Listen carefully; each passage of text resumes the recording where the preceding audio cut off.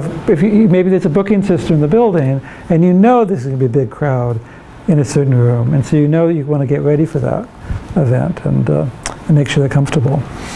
So there's a lot of thought in how you design these experiments and how you define the state.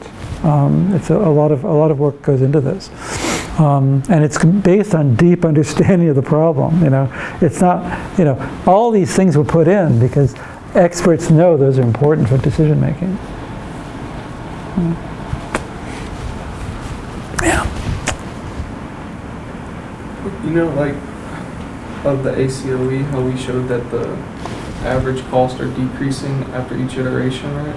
No iteration. That's policy iteration. Like 801 stars greater than. That's policy iteration. Yeah. Yeah. We showed that with like those algorithms though. Like after 1,000 iterations, whatever your average cost formulated is would be higher, right? There's no connection here between those algorithms. Nothing at all. Well, no connection whatsoever. Well, what's your guarantee on like those None. iterations? No guarantees. No guarantees. We'll talk about that. So there's no guarantees. So you basically run this thing until you get acceptable performance, and you're not going to do this while people inside. I mean, nobody dies, but they could be damned uncomfortable if you were just running these algorithms while people inside. You might do very, very careful tuning of parameters in a cautious way, No,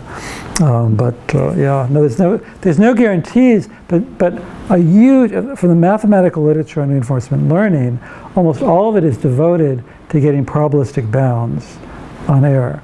And so what's the probability that my estimate is off by so much? But the bounds tend to be so loose, and they're based on a very specialized Markovian model. Well, we don't have that here. There's no Markov model in sight. Nothing that we could really, rely on.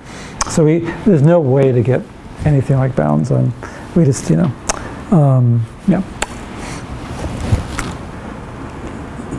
Okay, so let's now explain what happened here. How did this happen? So remember, I have this dp equation, right there. This is what I should be using a blackboard, really. So here is Watkins fixed point equation. So whenever you see a underbar like that, it means a minimum. So a function of two variables, I take the minimum over u, I get a function of one variables. Now for this q function, just take a look. When I minimize over u, I get j star.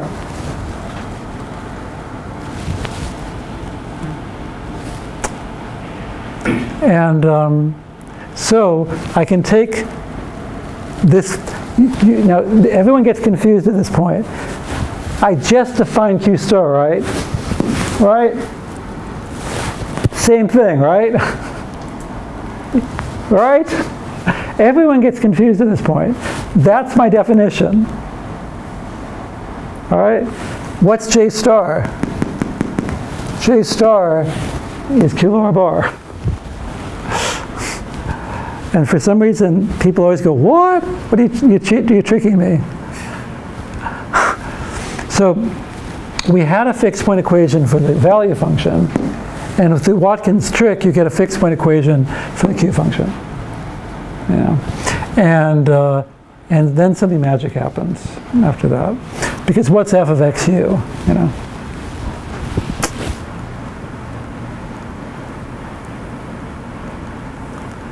Oh shit. Okay, well anyway. Oh yeah. So a typical thing to do, we want this to be 0. We're trying to solve this equation that this equals this. And so to find the Bellman error is the error in that equation. And so all these algorithms are trying to make this 0. Now Watkins' algorithm is trying to make it 0 for all x and u. We're going to approximate because we're looking at continuous spaces, very large state spaces, and large action spaces too. But what's f of xu? That's the model. We want it to be model free. I love that this is, and that's model free.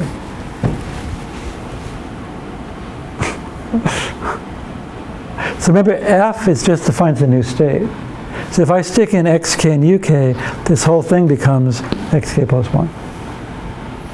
Where's the control input? Make it whatever you want. What is it in the 2 arguments? Any input. No, any input. That's what's fucking crazy. It's amazing. What? Well, the model. The model's right there. No. Shh. Up there. Does that model say, for the optimal input, this is the evolution? No, it's fucking crazy. See, any input, if you give me xk and uk, xk plus 1 is that. That's true. All right. So if I stick in xk, uk, I get xk plus 1. That's it. So thank you, Watkins. You know, it's beautiful. Now this Q function looks like something called the Hamiltonian in optimal control. So there was, you know, that goes back, I don't know, to the beginning of time in control. But the minimum principle and all that is a different reason for looking at that Hamiltonian. So there it is. You can imagine now you've got gold. I want this to be 0. And you guys, I don't even have to say another word. You could all run off and come with your own algorithms of trying to make this small. You know? And they'd all be decent algorithms. Imagine, I mean, think about it. How would you do it? You know, I want this to be small. Any ideas? No? I want to be small for all. I want to be small for all x and u. That's the thing. Or you know, something like that. So that's a bit tricky. You know, if I fixed xk and uk, I'd have some trouble, because so I'm going to put in some arbitrary input to the system. Not arbitrary, but some crazy input to the system, and I'll be observing the Bellman error at the values xk and uk that I visit. You know? So you can see that if I want to make the Bellman error small everywhere, I'm going to have to make sure that I visit lots of pairs xk and uk. If I want, you know, I want this to be small for all x and u, and therefore I'm going to have to choose my input to visit lots of x's and u's. Now that's the exploration thing that people talk about. Okay, so I mean, the one thing I thought somebody might scream. So this would be the goal. We'll never do that, except in finite state space settings, very small ones. But what you can do instead, for example, is you can look at, I'm letting t go to infinity, but just fix t, take t equals 1,000,000 or something, and then I can look at this criterion, let's call it this expectation infinity, and try to minimize this over all theta. That's an algorithm. That's what they use for AlphaGo. You know, I mean, basically, they had a parameterized family of Q functions based on neural networks. They looked at this empirical risk, minimized it. That was it. But it's a game, so they had to go back and forth. You know, given one player, they find there's really only one player, but they were simulating 2 players. And so there's something called best response in game theory. So one player would optimize a Q function based on the algorithm of the other player, which is a computer, and then they would take turns and do this over and over again. And it worked for chess. And it took 47 days for chess, but and probably longer for Go, but it worked. 47 days. I'll double check, but I think it's 100,000 years on my laptop. My laptop's like top of the line Mac, so. Okay, so a typical thing you do in a deterministic problem like this is you would have some nominal model, state feedback that you know is stabilizing. It does a decent job. Maybe it gets you to the hill. And in some careful way you would perturb it, right? Because the fact that, you know, maybe mixed with sinusoids, maybe independent, you know, or something like that. You know, for the hill climbing problem, you could really screw things up with it. So maybe with like a small probability, you'd perturb your input. Otherwise, you'd never make it to the top of the hill. You know, this could destroy your thing so much. But again, you see the motivation for this, because I couldn't do this, because then u and phi would be linearly related. Not linear, I mean, non-linearly related. They'd be a function between the 2 variables. Remember, I want to learn, I don't want these guys, I want to be able to visit many, many different x's and u's.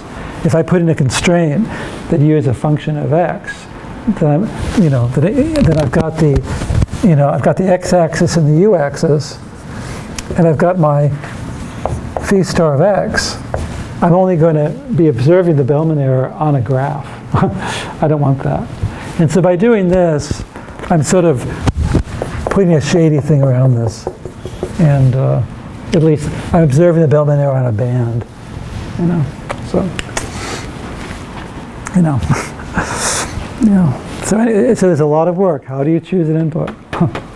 But anyway, there's so many things to say. I get so almost disoriented. There's so many things I want to say. I mean, take a look at this. So suppose you had a linear parameterization, like in Noren's HVAC problem. Then that's a linear function of theta. And being a minimum of linear functions, that would be a concave function of theta. You could prove that. For every xk plus 1, that's a concave function. Put in a minus sign, it's convex. So that's convex in theta. That's linear in theta. This whole thing is convex. But then I'm squaring it. What's the square of a convex function? Nothing. So I'm taking something, and also there's a linear program to solve the average cost optimality equations. Beautiful convex formulation. This is, you're taking something beautiful and destroying it. All the structure is gone.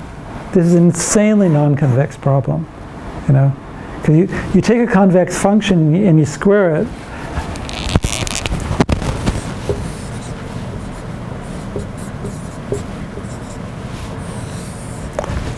Suppose that's f of theta, beautiful convex happy phase function. You square it.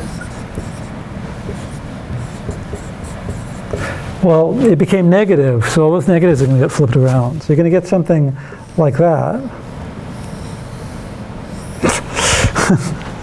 And now there's two global minima, and and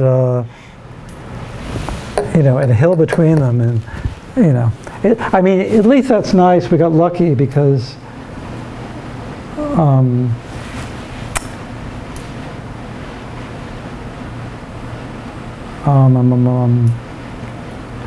This is, I mean, the fact that it hits 0 is really cool, because this means that if this was f represented as e theta, then these are places where we got it right exactly, So both of these would be global optimizers as well, but still, I mean, that's a special case. So this is, so I don't love this, but that's what we're stuck with right now, is crap like this. Okay, so so basically you would try to do this. So does anybody think about how hard this could be? Trying to find we're trying to, we've got this function. It's not convex. We can only hope to find local minima. Oh yeah, that's right.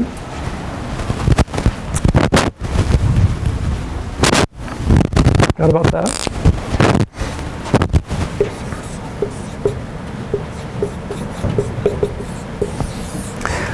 We're trying to, basically, this is like my f of theta, right? And what points to the gradient 0? So there's a local minimum there. Okay, it's actually global. So that's one point. And one there too, just as good. That's another one. But that maximum as well. So you could end up at this awful point as well. So depending on how you choose the algorithm. Now with if you're doing steepest descent, then you're going to go away from this maximum and go downwards. If you use Newton-Raphson, you could end up going straight to the max. So you've got to be careful.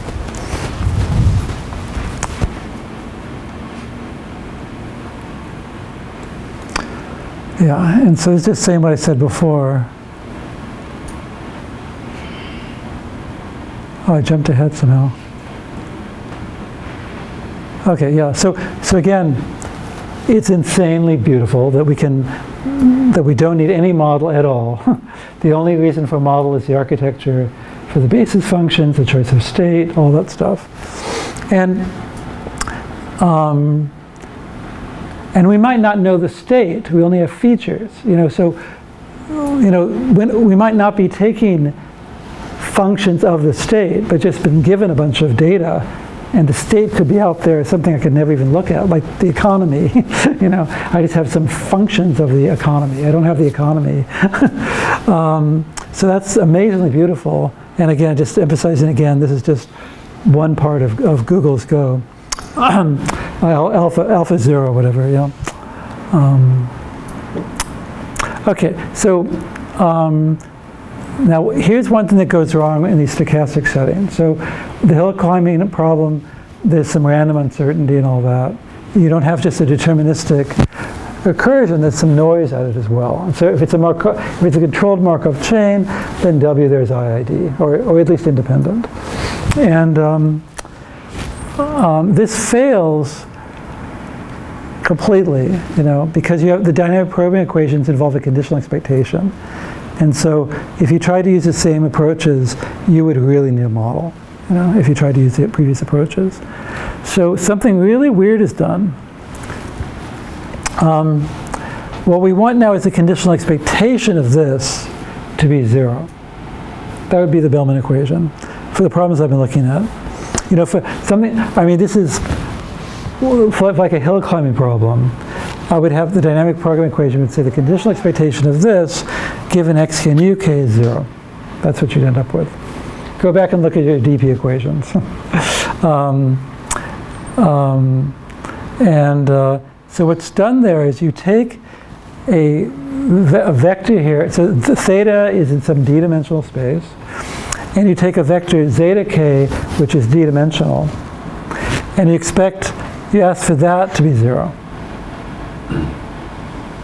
Because if the conditional expectation of this is 0, it implies that this is 0. And so it's a relaxation. All right, so that's what's done. So I realize I have to flesh this out. I'm going to give this lecture in Germany. And we're going to flesh this out in class. Okay, this is just a summary. And the language they call it the eligibility vector. So you pick up any book on RL, they'll talk about the eligibility vector. When this concept was first introduced, this was not the goal. They did not see this as being anything about conditional expectations. This was just sort of a hack that was explained later.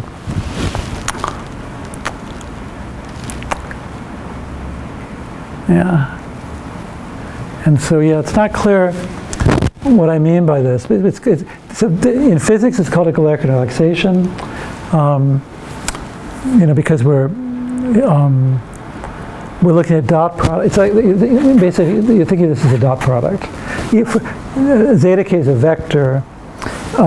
For each element, zeta, the ith element of zeta k, you can think of an expectation as a dot product.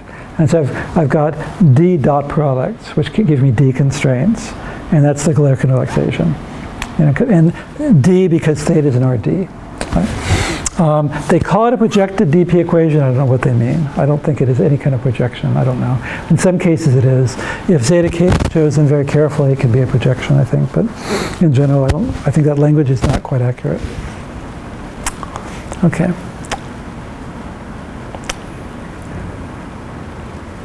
This is fun because this language is for the Germans, but it's the same is true for you. So before the end of the course, I'm not. Oh my God! Yeah. I just realized it's sort of backwards. Yeah, but anyway, so this is fun. So I'm doing this a bit backwards. I realize I'm giving the analysis before the algorithm, but that's fine. You guys are my guinea pigs. Basically, in the design of algorithms, you sort of start with an ordinary differential equation. And that's motivation for, which I can explain in a moment. I'll show you. It's basically how we cook up algorithms, and then we discretize them in some way. So we have a function. Let's see.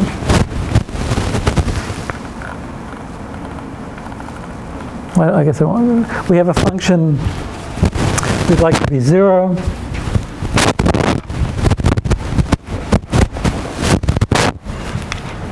in this case, where I'm trying to do some sort of minimization, my ODE is theta dot equals minus grad f squared of theta. You know, yeah. So there's an algorithm, everybody, in one dimension. This thing here would go down and converge to one of these stationary points. If you started here, it would get stuck there forever. But anywhere else, you would converge. If you to the left, you converge to that guy. To the right, you converge to that way. All right. Now, I don't know this. It would involve that crazy, average. And so what you do is you come up with ways to approximate this ODE through discrete time recursive data-driven algorithms, which I will explain. I think We're out of time. No. I mean, let's just. What I'm going to do is just show you. So, yeah. Oh no, forget it. Yeah, I guess we'll have to stop. It's true. Yeah. So the biggest. I haven't given you an algorithm. That's terrible. Can we close with an algorithm? Or the other people outside? Oh my God. Oh, okay. Well. But that's it. I mean, basically, we're trying to find a zero of a function. You write down some ODE, and you design the ODE so it's stable, and then you look at a discrete translation of that, and that'll be the remainder of the course. It's doing that for what's called SARSA, TD learning, Q learning, and so forth. All right.